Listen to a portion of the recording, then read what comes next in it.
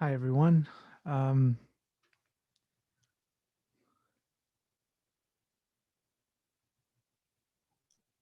everyone is doing well.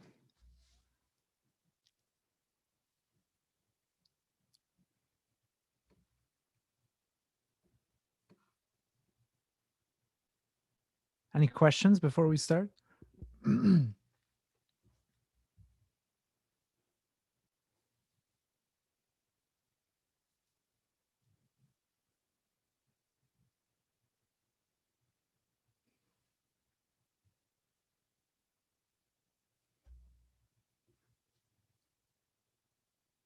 Happy St. Patrick's Day. I see a green hat and a shamrock hat.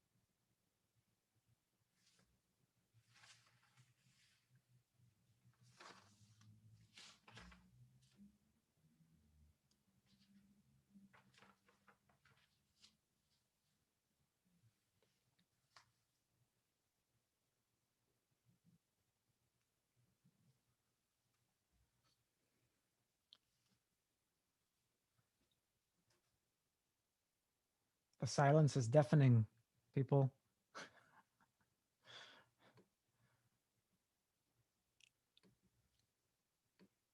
That's my least favorite thing about this this way of delivering classes, is the absolute silence that you get. I guess there's no way to solve that.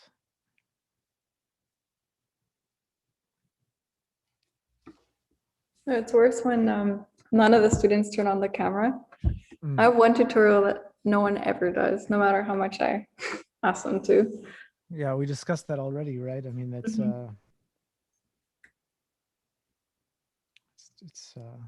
there's even professors, other professors and grad students that I have on Facebook who are complaining about this. Like, what do we do? They don't. Sometimes I think they don't even exist. Everyone is just keeping their computers on and going going outside. I don't know. It's attendance is like a very fundamental thing which is broken. It's like the same problem as identity or what do you call it? Anonymity online. Once you break once you break physical presence, yeah, it's difficult to figure out what to do.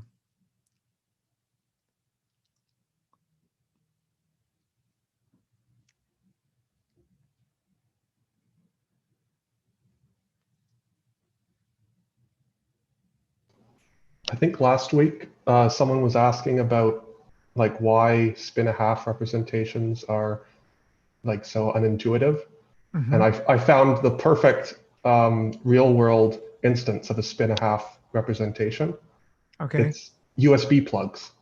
Because you try to plug it in, doesn't work. You rotate it 180 degrees, it doesn't work. And then you rotate it 180 degrees and plug it back in, and then it finally does work. That's right. That's right. I think you're right. Yeah, I fantasized about meeting the inventor of the USB plug. Clearly, they've somehow The engineer managed. the engineer who came up with that design, who actually drew it out and came up with the idea of designing the USB plug. I mean, what an accomplishment! What a great. They should make his tombstone into a USB plug.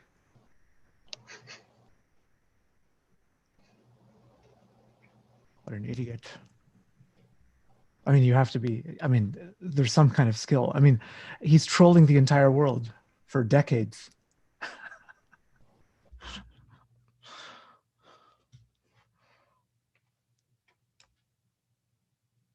It's only recently that I understood that the little drawing on the side of the USB is to help you realize what which way to face it. Yeah, that's extremely useful as long as you can remember what it means, which side it means.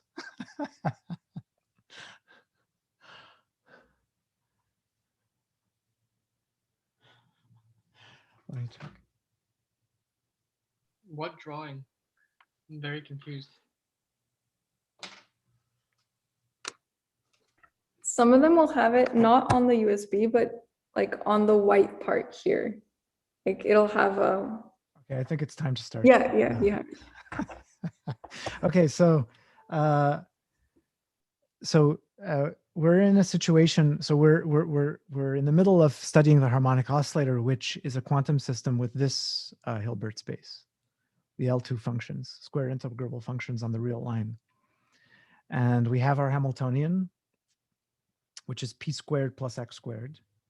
P, remember, was differentiation. It's the generator of translations.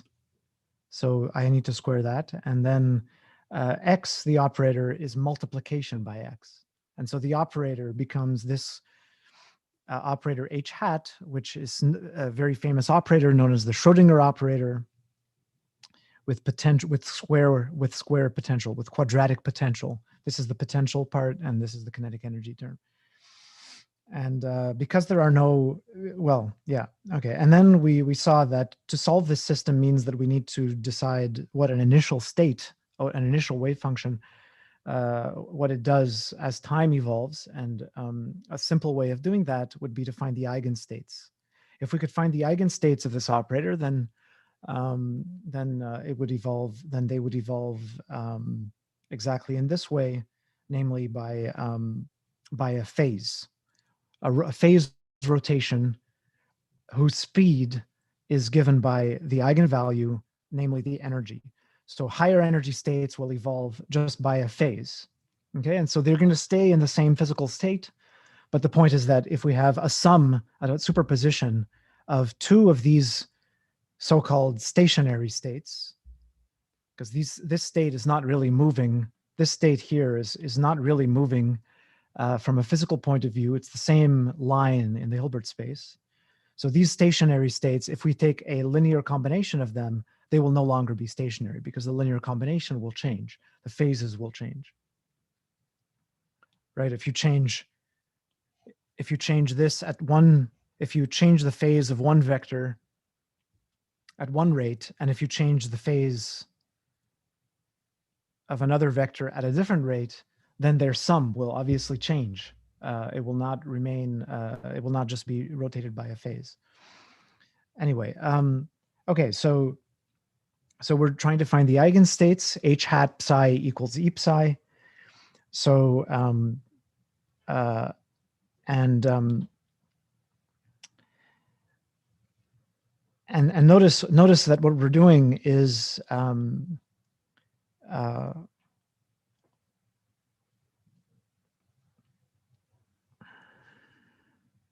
yeah, and so the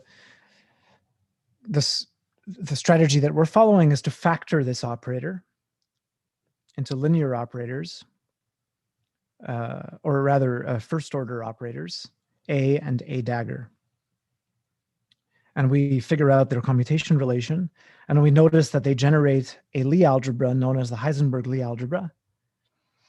And then we can express the Hamiltonian in terms of these fundamental operators.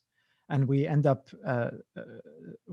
showing that the Hamiltonian, the energy, is the number operator, so-called number operator A dagger A plus a half. This 1/2 is not that important. I mean, it is.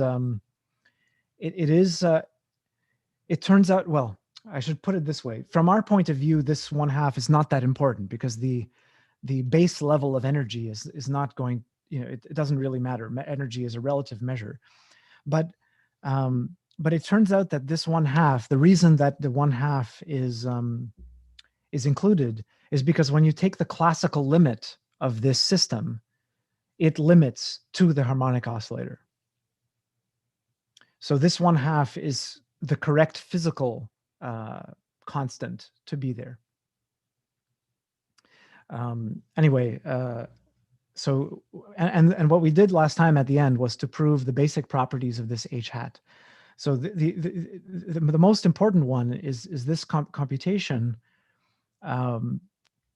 which shows that because of the form of n as a dagger a, that a dagger could be taken to the other side, and we end up looking at the norm of AV. So so the eigenvalues for this operator are non-negative as a result, and this is generally true for operators that can be expressed as the product of an adjoint with an operator, and so this is a typical way of producing operators that have non-negative spectrum, which is to take an operator and multiply by its adjoint. Okay, so this is a typical construction that you would use in like the study of inner product spaces and linear algebra to get a non-negative matrix. Okay, and then the other thing that we needed to do was to understand how this operator, which is the main part of the Hamiltonian, how this operator interacts with the primitive operators a and a dagger. And we saw two major facts: that that the operator a lowers the eigenvalue by 1, the eigenvalue for n, and the operator a dagger increases the eigenvalue by 1. You can remember this because the dagger looks kind of like a plus, and so it increases the eigenvalue of n by 1. Okay, so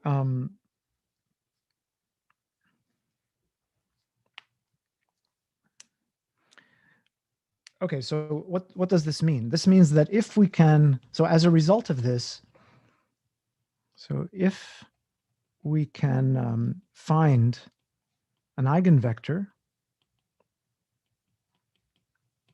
then applying a dagger, we obtain a tower of eigenvectors.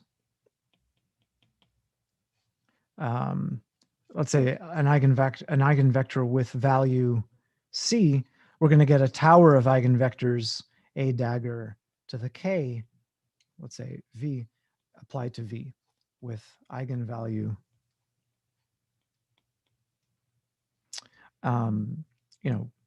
c plus k. So this is a good way for producing many eigenvectors. Okay, and I made an analogy with what we were studying about SU2. So in the case of SU2, we were analyzing the representation of SU2 by looking at a little circle inside SU2 and looking at the eigenvalues for the charge operator for that circle. And we were decomposing the representation into weights.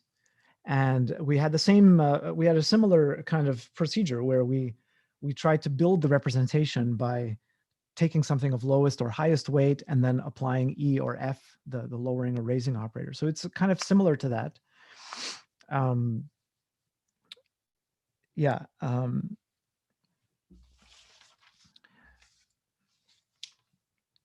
So let me just write this in the following way. So we'll denote an eigenvector of n. Yeah, let me just want to make sure an eigenvector of n with eigenvalue c by the ket notation, where we put the eigenvalue inside there. So in other words, nc by definition is c times c. And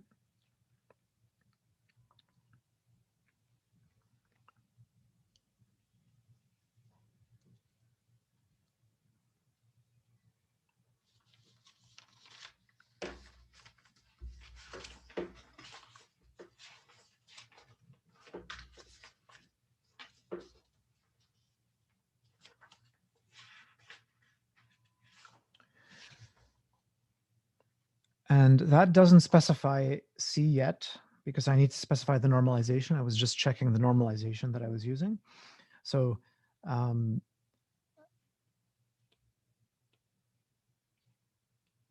so this will be and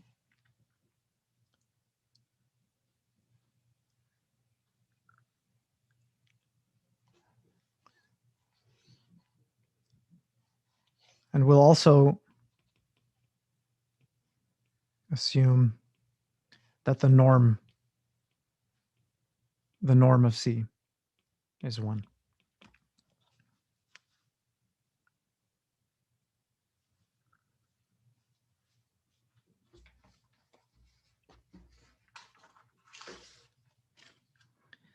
Okay, and it's worth remembering now, recall, that A and A dagger are not unitary. So when we apply A dagger to C, that is going to raise its eigenvalue by 1, but it will not be unitary, which means that the norm will not be preserved, not in general be preserved. So this thing will definitely satisfy C plus 1 based on the previous calculation. On the other hand,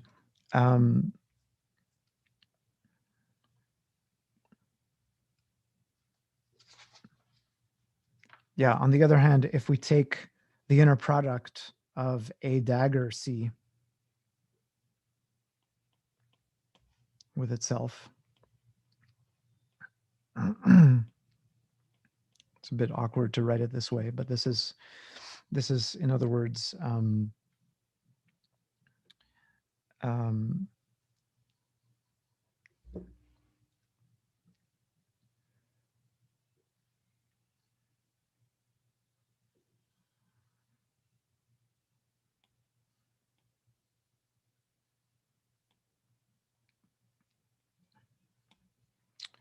let's see.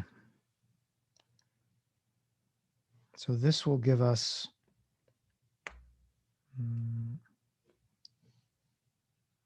easiest way to do it would be to bring one of these over. So I would have C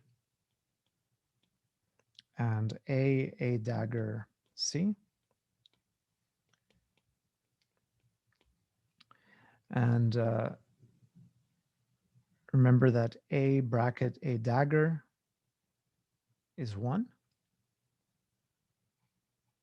So A dagger, so this is equal to A dagger A plus 1.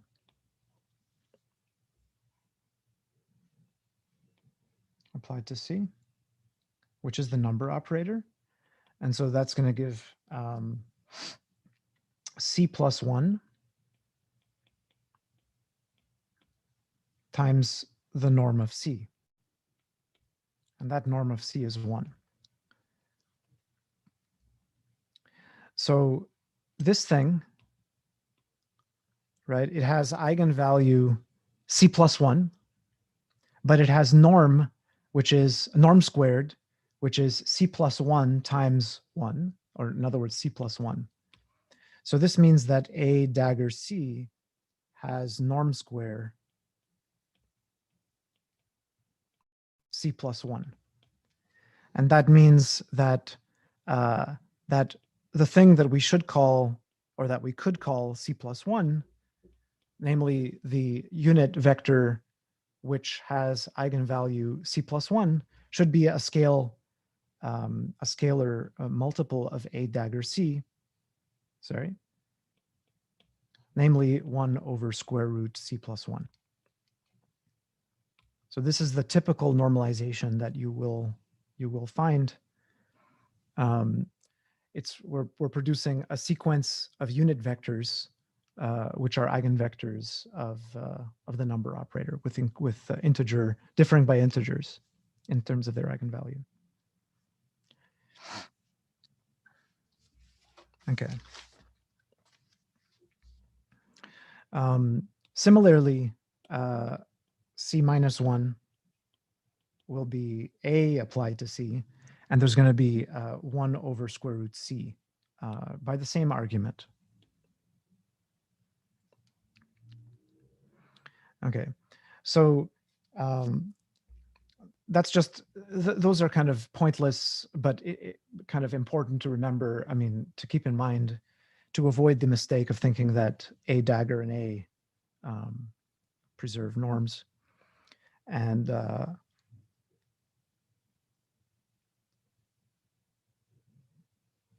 yeah, and just the reason that normalization, the reason that this is helpful, the reason that normalizing is useful is just for the probabilistic results.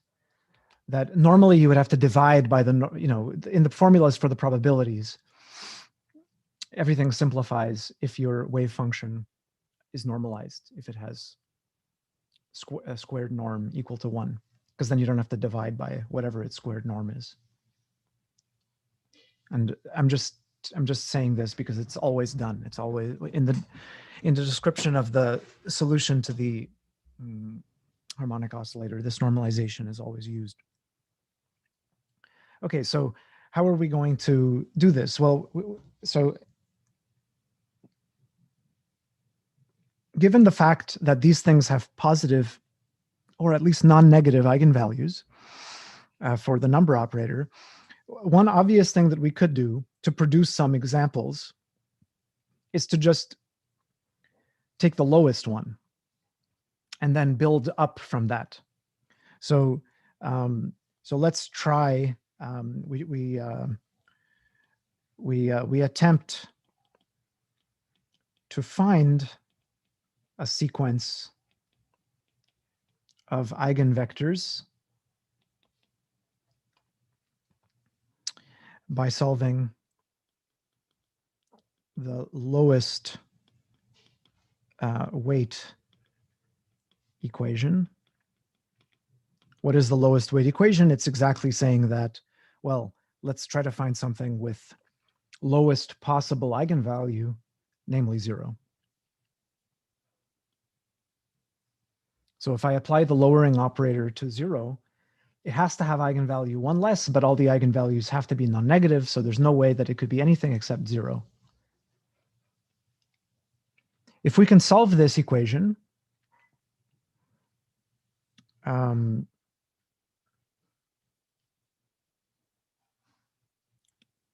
well, yeah, if we can solve this equation, then we'll see, for example, so given, maybe I jumped the gun by giving it this name, right?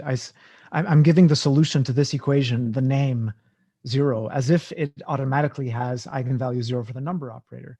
But of course, if this equation holds, then a dagger a applied to 0 will be 0. So that's the reason why I'm calling it that. It's because it will be a 0 eigenvector for the number operator.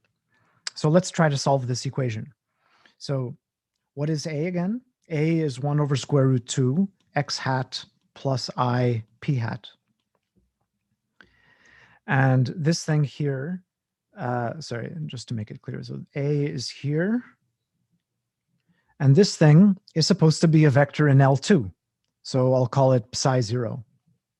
This is supposed to be some function. This is a function on R. Okay. It's a function from R to C. And this should be equal to 0. So this ends up being a differential equation, and it's a first order differential equation.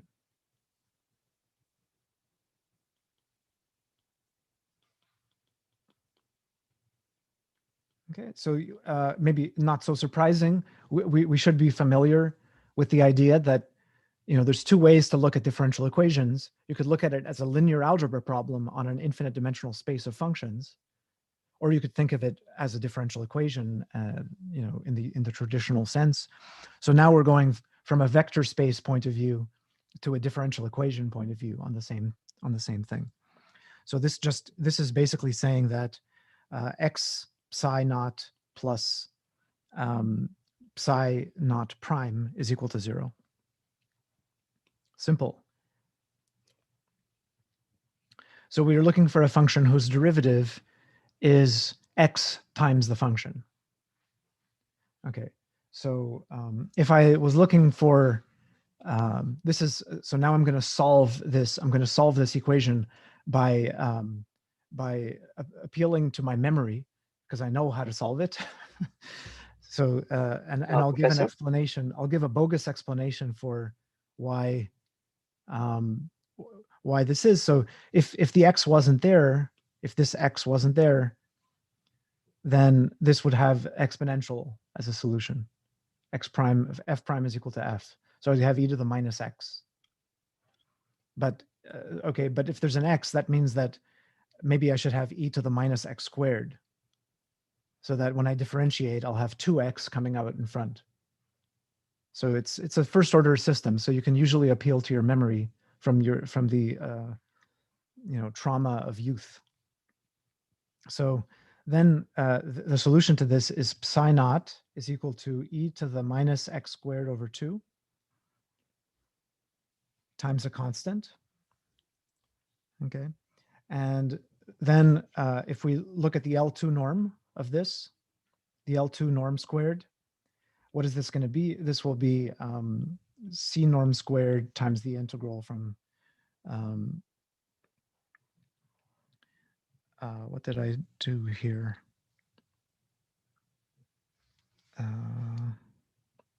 Yeah, integral from minus infinity to infinity of e to the minus x squared. This is e to the minus x squared over 2 times e to the minus x squared over 2 dx. Okay, and this is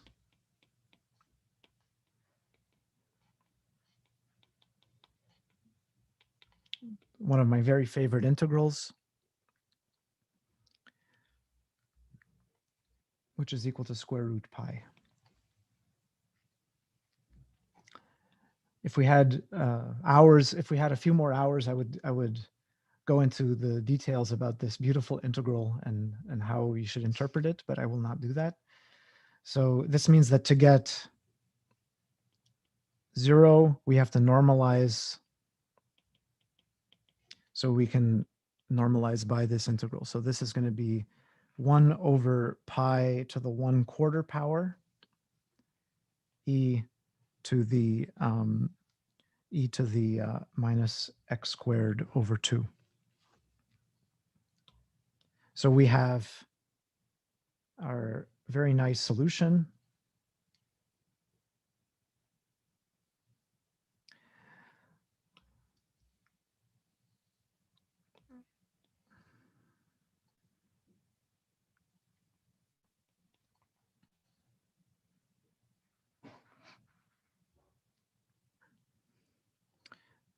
And this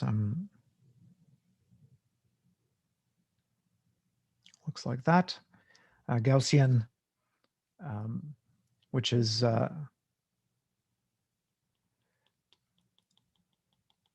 giving us the information of what the probability is of measuring the x, the position of the position observable. If we make a measurement of the position observable, then this is giving us a probability density, probability distribution for, well, if we take the norm squared of this, so you can basically tell that the particle is most likely to be in the middle. So this is like the lowest energy state of the pendulum, or the spring. It's basically the mass at 0. So this is the classical version.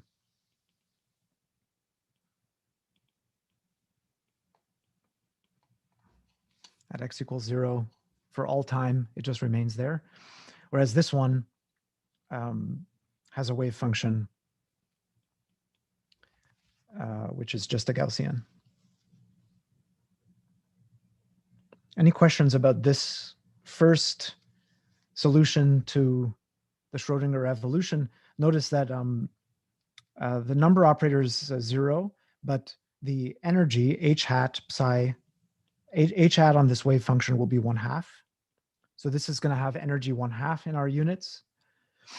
And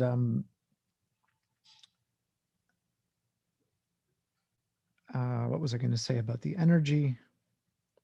And therefore, the evolution in time is going to be e to the minus I t over 2.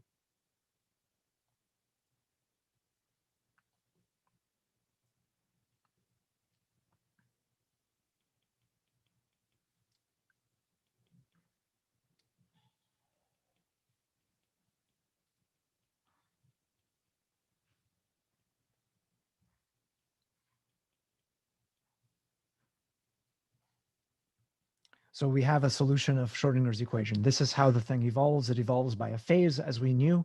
And so this is the analog of the particle that's just sitting there. The interesting thing is that,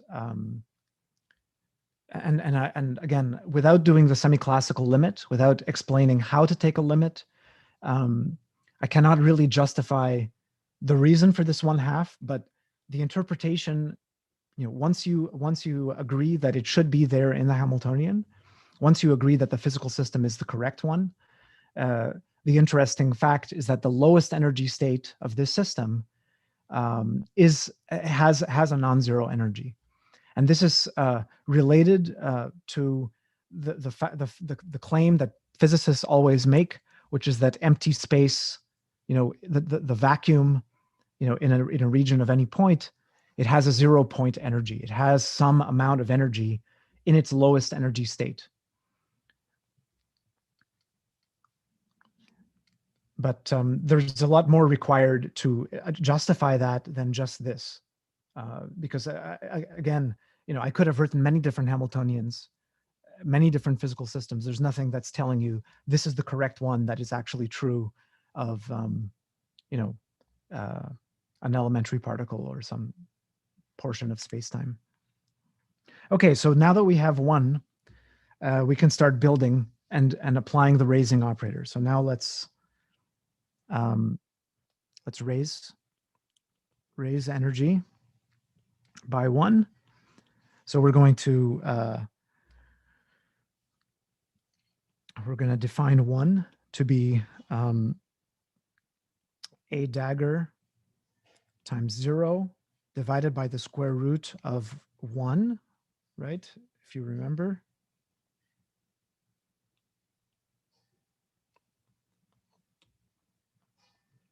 So it's just a dagger like this.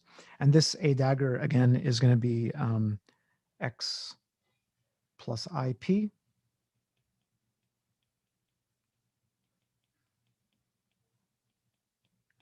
And so all we need to do now is apply, oh, sorry, a dagger or a dagger should be the adjoint. So it should be minus IP.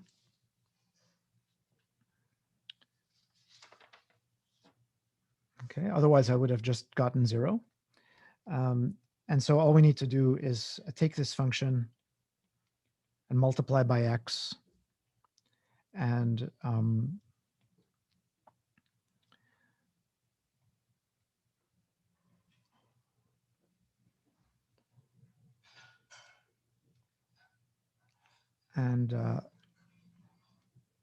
subtract, sorry, let me write it out.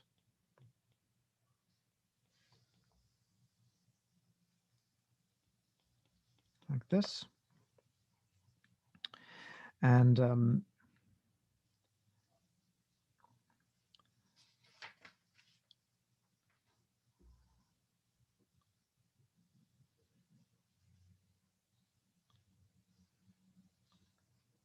oh, I see. And so this is going to give 2 over square root 2, or in other words, square root 2 times the previous result. Pi to the 1/4 x multiplied by e to the minus x squared over 2.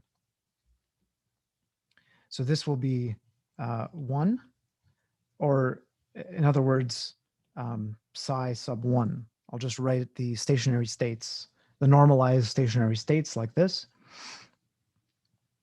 And this means that this is now going to be an odd function, not an even function. It'll be basically multiplying the Gaussian by this x function. And what it will look like is exactly this, something like this.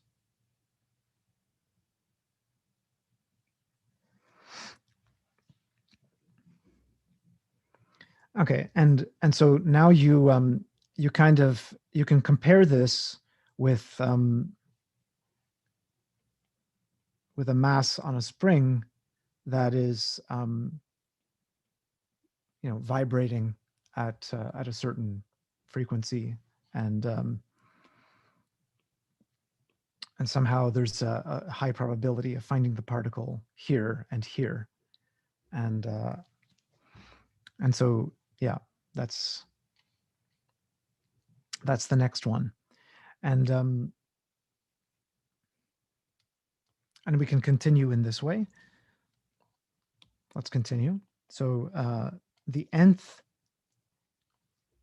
eigenstate for the number operator will be A adjoint applied n times to the vacuum or to the 0 state divided by square root n minus 1 all the way to square root 2. And if we write this out in detail, what we'll find is this is 1 over pi to the quarter, 1 over the square root n factorial.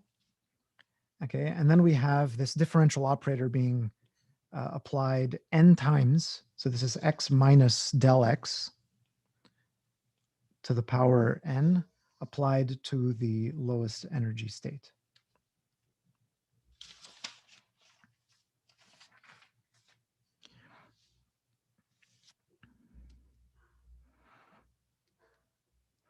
Okay, and let me just simplify this and give them names, just because these are famous classical functions. So this is so as a result, what you get is this. I'm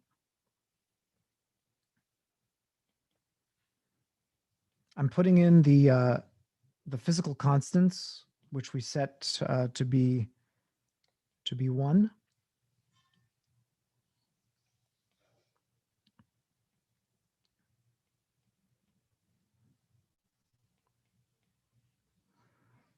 And then here, what we have is a polynomial function.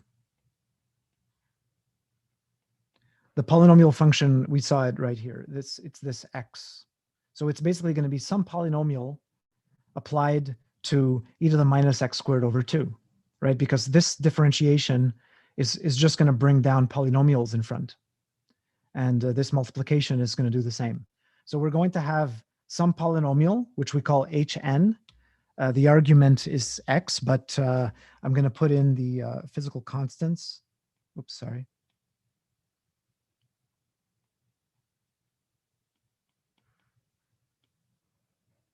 Square root m omega over h bar x. And these hn, these are called Hermite polynomials.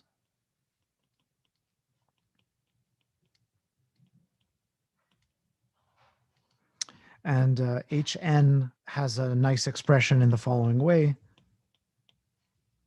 which follows immediately from the formula we just gave in terms of the raising operator.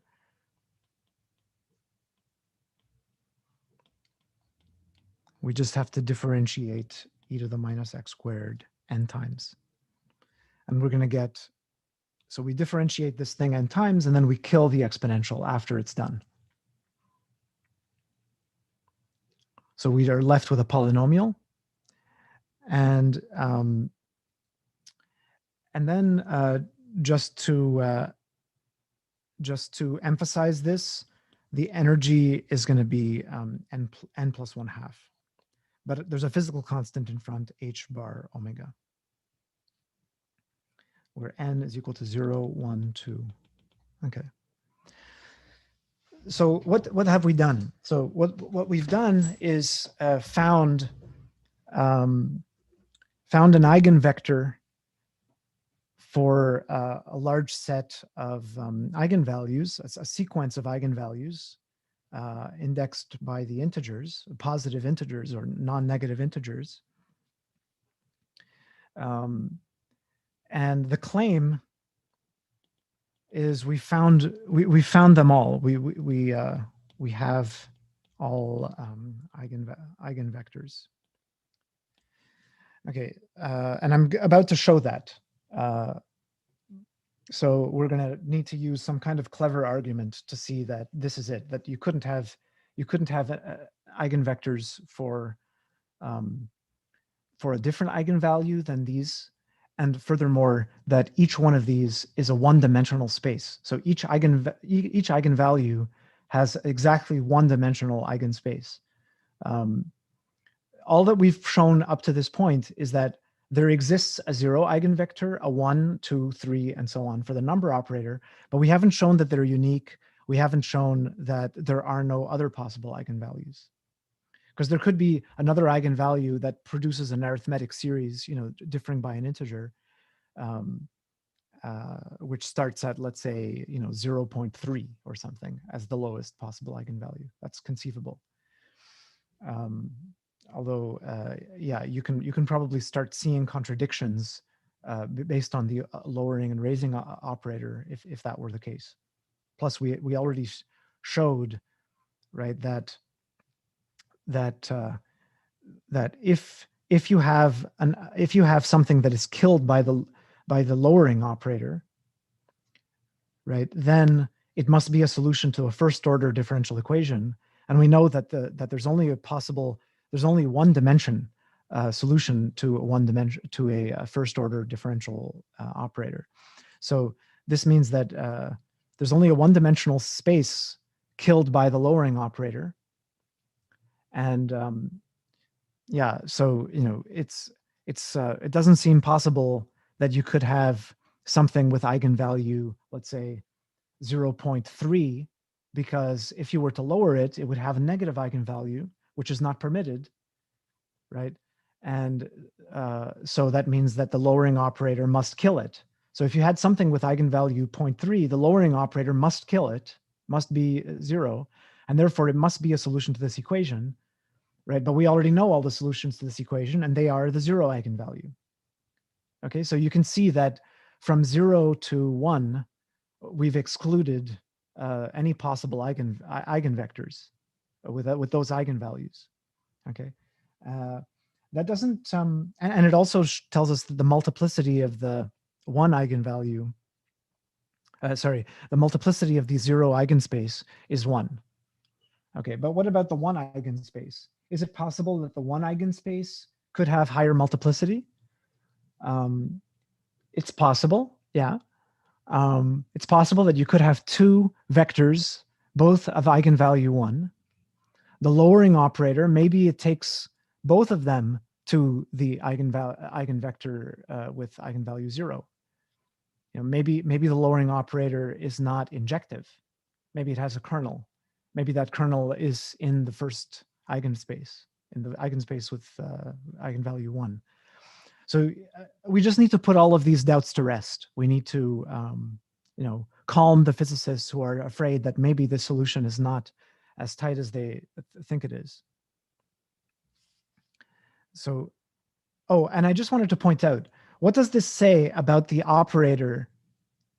What does this say about the Hamiltonian operator as an operator on Hilbert space? What does this analysis tell us about that operator in terms of what you've been studying in your assignment? It's unbounded? Yeah, it's an unbounded operator because it multiplies, you have a bunch of unit vectors. These are all unit vectors, right? So they're all on the unit sphere. So we have an infinite number of vectors in the unit sphere of Hilbert space, L2 of R. And the Hamiltonian operator is scaling each one of them by this number, right? So the H hat operator acts on psi n to give En, and En is increasingly large, unboundedly large, right? So that means that the sphere is not sent to some kind of nice sphere. It's some directions in the sphere are sent to, let's say some spherical region, but then if you let n get high enough, it will leave that spherical region in the codomain of the Hamiltonian. So the Hamiltonian is kind of unbounded on the unit sphere in Hilbert space. So it would be a shame if we spent an entire course on the spectral theorem for bounded operators on Hilbert space, which is a beautiful classical theorem. And then we look at the simplest, literally the simplest quantum mechanical system, and the theorem doesn't apply. So, it's extremely important to prove a version of the spectral theorem at some point in your education, I guess, as a quantum mechanic, which is for unbounded operators. Okay, you don't want to be stuck in the world of only bounded operators, and this entire kind of insight of the study of unbounded operators and the spectral theorem and so on, and the development of unbounded operator theory, it was basically instantly seen in the mind of John von Neumann in like the 1930s. As soon as he learned what quantum mechanics was, he immediately invented the entire theory. So it's one of the greatest contributions of John von Neumann was this unbounded version of spectral theory. Not that it's incidentally, not that it's particularly difficult. It's not difficult, but it's difficult. Maybe it's difficult for a mathematician to have come up with it just like that, just without any previous motivation. Although I would say that it was foreseen by about a century in the study of PDEs, because you have situations like that in PDEs, which they were understood to be, they just weren't thinking of it in terms of linear algebra, but they of course they knew how to solve systems that were controlled by unbounded operators. Okay, so how do we know we have them all? How do we know we have all eigenvectors?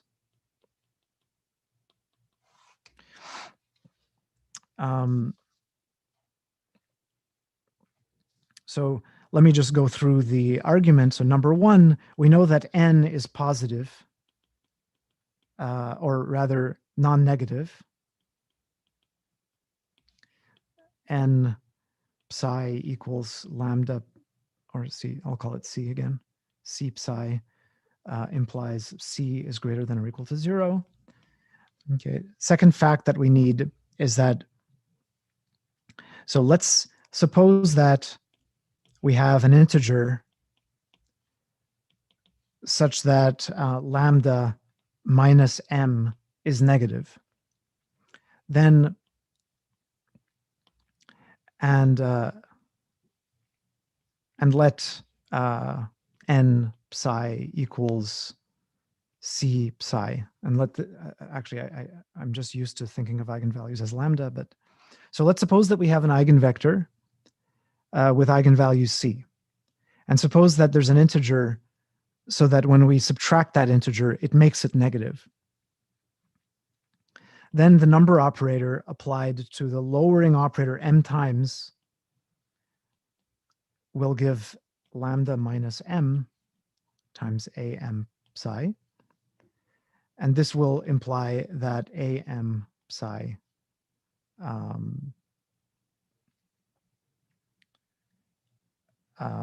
must be 0.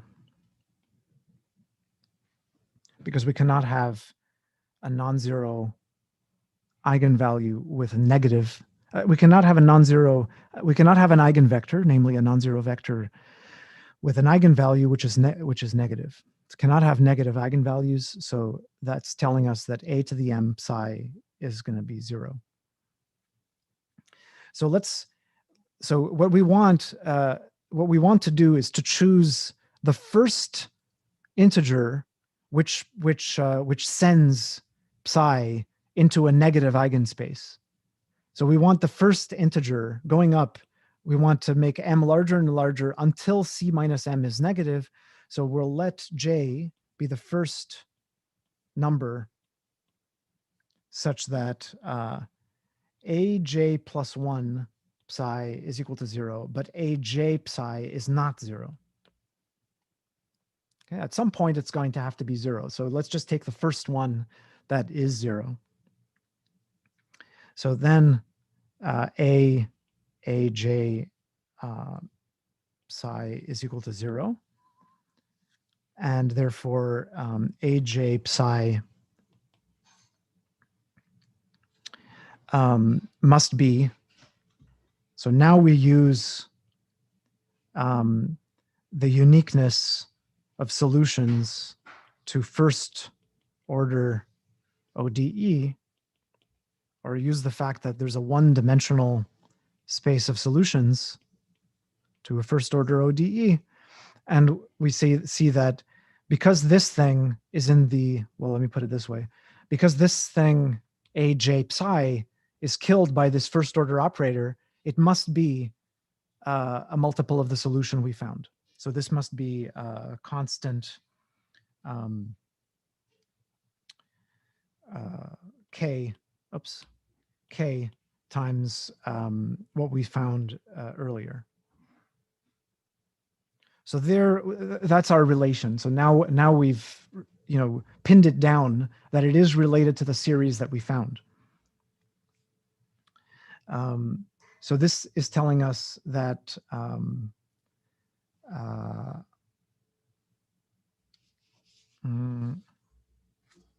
that the eigenvalue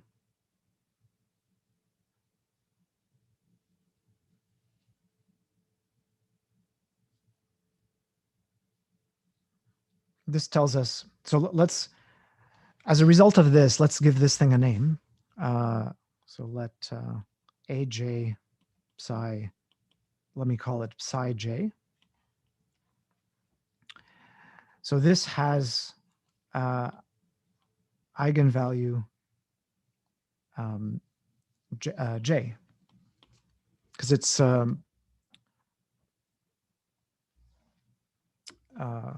it's obtained by lowering operator.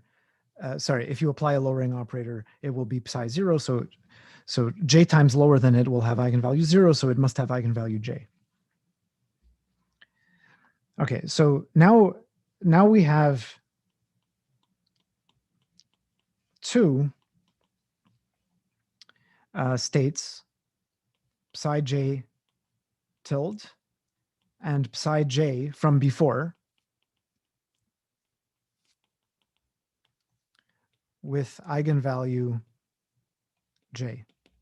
So we want to show that they are actually linearly dependent. So we need to show, we want to show they are linearly dependent. Okay, and so if they're linearly independent, then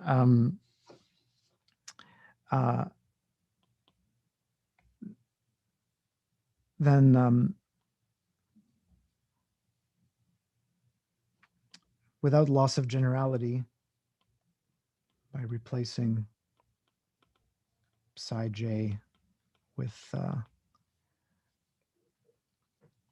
by modifying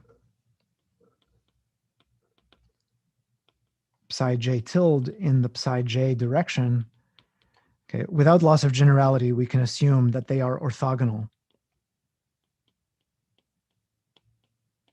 So if they were two vectors in the Hilbert space, if they were not orthogonal, then you could modify psi j tilde by just adding a multiple of psi j to make them orthogonal. Okay, and I'll call that psi j tilde. And I'm going to show that that psi j tilde is linearly dependent, right? So without loss of generality, I can do that. Oh, I'm sorry, equals 0. That's what I meant, that they're orthogonal. I can modify one of them so that they are actually orthogonal. If they span a two-dimensional plane, then I can always do that. Okay, but then now let's take a look at what we have. So what is this psi j? Psi j was obtained from psi 0 by applying the raising operator j times.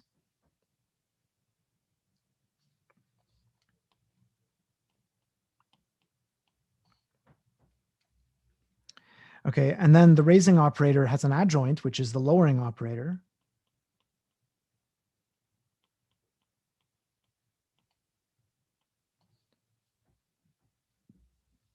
And this psi j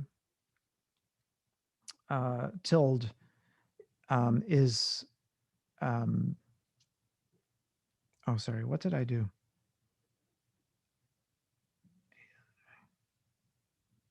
I'm sorry. What I wanted to call psi j tilde, okay, sorry. Let me change this. Okay, what I'm saying here is that if I take psi j, sorry, I used the bad notation. So if I take this psi has eigenvalue lambda. Oh, I'm sorry. Sorry. Let me go through this carefully. I'm realizing that no one stopped me. So there's a lambda here. This should be a c.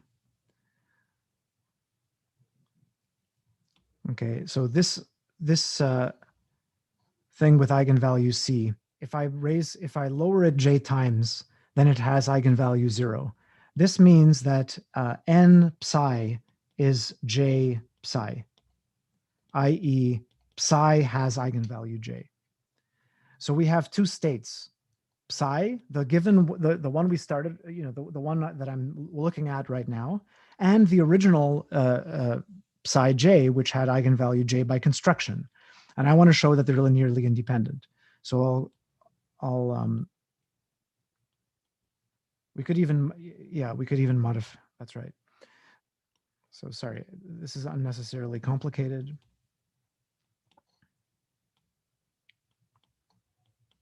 Okay, and this is a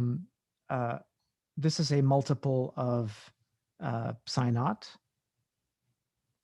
with k not equal to 0, right? Why is it not equal to 0? Because I'm assuming that aj psi is not 0, right? It's the first one. So I should include this in here.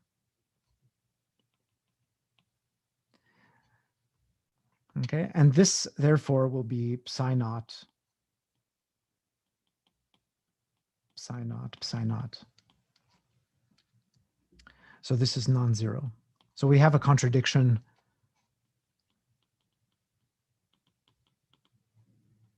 of the fact that they're linearly independent. So this is it. So there cannot be another eigenstate with an eigenvalue that is not integer, and there cannot be an eigenstate with eigenvalue j which is independent from the one that we already built. Therefore, we've built them all. So we have a complete solution to the harmonic oscillator, and they basically look like, like this.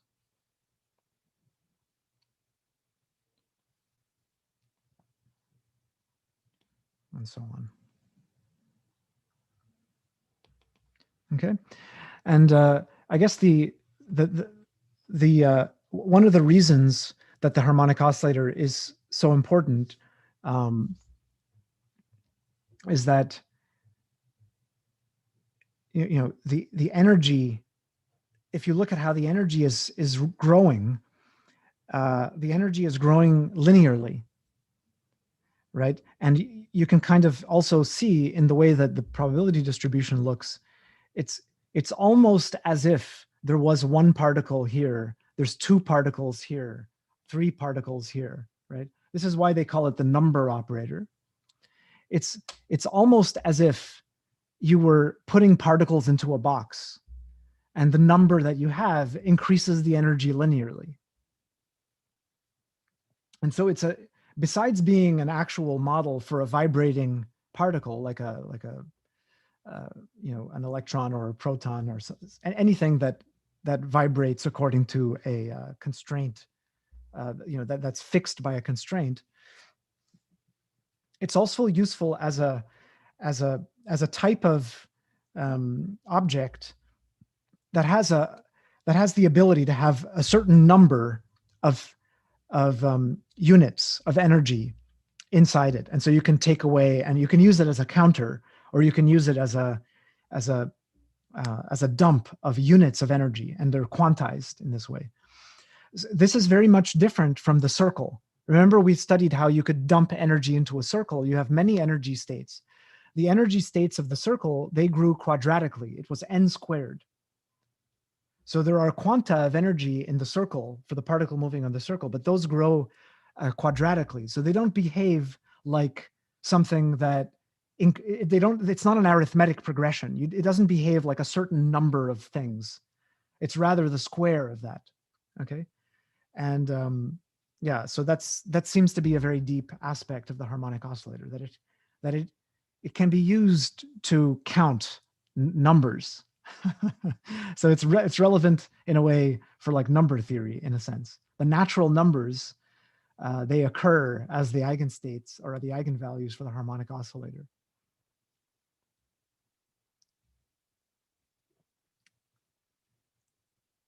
Okay, I'll leave it there, and we have office hours now, so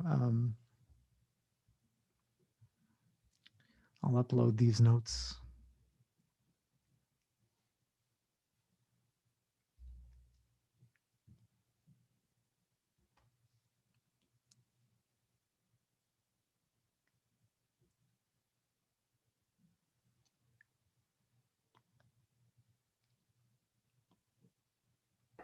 I just wanted to double check on the Slack. Someone was asking about what exactly the Fourier basis is.